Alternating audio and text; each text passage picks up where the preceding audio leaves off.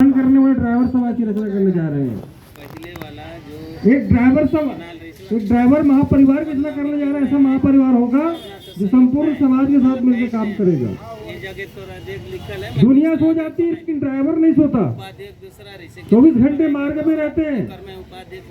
हमारी यूनिट अगर मजबूत हो जाएगी तो प्रशासन का काम आधा हो जाएगा। हो जाएगा कि नहीं हो जाएगा? हो जाएगा। अगर यहाँ पर 5 ड्राइवर भाई अगर निकल गए, यहाँ पर कोई 8-10 गुंडे भी होंगे ना, वहाँ पे कोई बदमाशी कर रहा होगा ना, हम अगर 5 भाई उठी उतर के वर्दी आदि ड्रेस लगाकर उनको भागना पड़ेगा। भागना पड़ेगा नहीं भागना पड़ेगा? भागना पड़ेगा। तो ये हमारी ताकत, ये यूनिटी के बारे में उनको बताना चाहते हैं। और इसी माध्यम से हम समय समय पर जागरूकता अभियान के अंतर्गत में बेस्ड IT वर्दी का चेकिंग अभियान के लिए शासन को, प्रशासन को निवेदन लगा रहे हैं।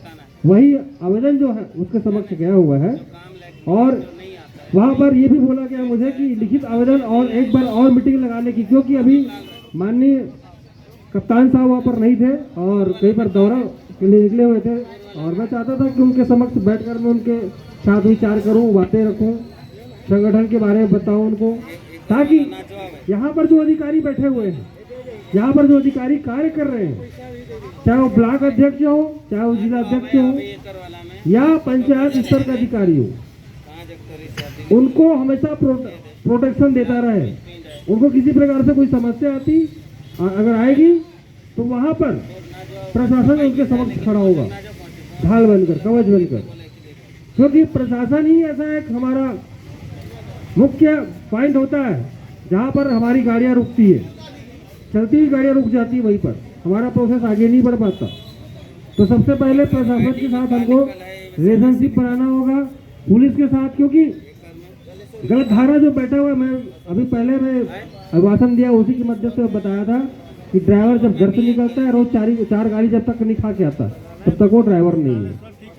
ये आज की हालत है। उसी हालत को दूर करने के लिए ये जो मुहिम चलाया जा रहा है, जागरूकता अभियान चलाया जा रहा है, जो मार्ग पर हम खड़े होंगे, हमारे साथ प्रशासन के 2 सिपाही भी खड़े होंगे और हमारे साथ खड़े होकर जहां आज देखा गया है कि जिसका लाइट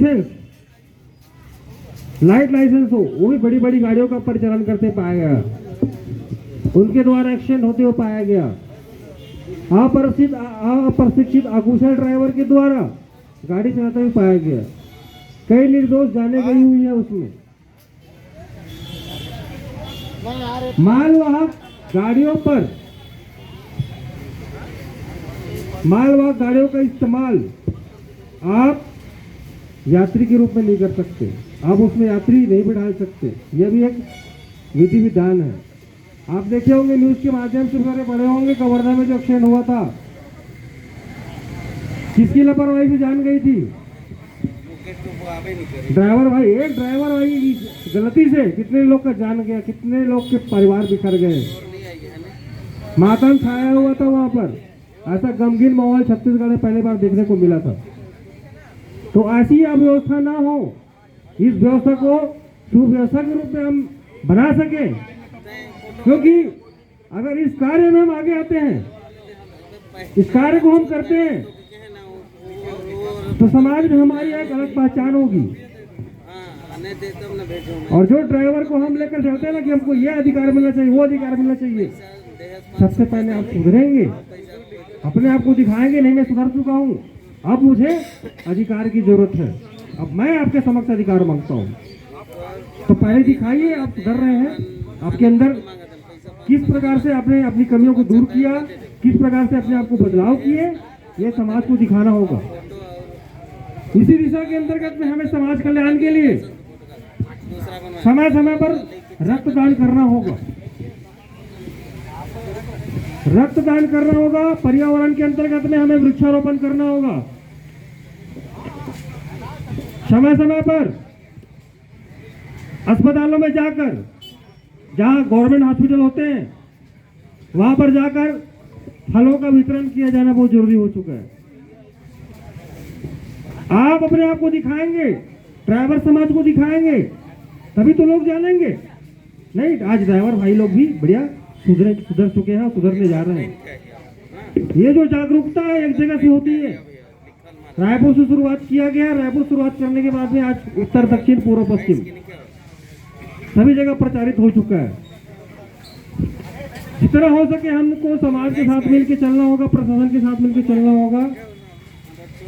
शुरू से बोल रहा हूं मैं, हम सुधरेंगे, समाज सुधरेगा, समाज सुधरेगा, राज्य सुधरेगा, राज्य सुधरेगा तो देश सुधरेगा।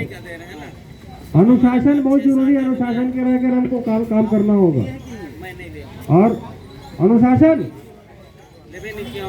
हर वर्ग के लिए होता है, चाहे वो विद्यार्थी हो, चाहे वो कामगार हो, चाहे वह किसी भी सरकारी नौकरी में हो, या वह कोई समाज का कार्य करता हो, सबके लिए अनुशासन होता है। और जो अनुशासित व्यक्ति नहीं होता वह समाज का कल्याण कभी नहीं कर सकता।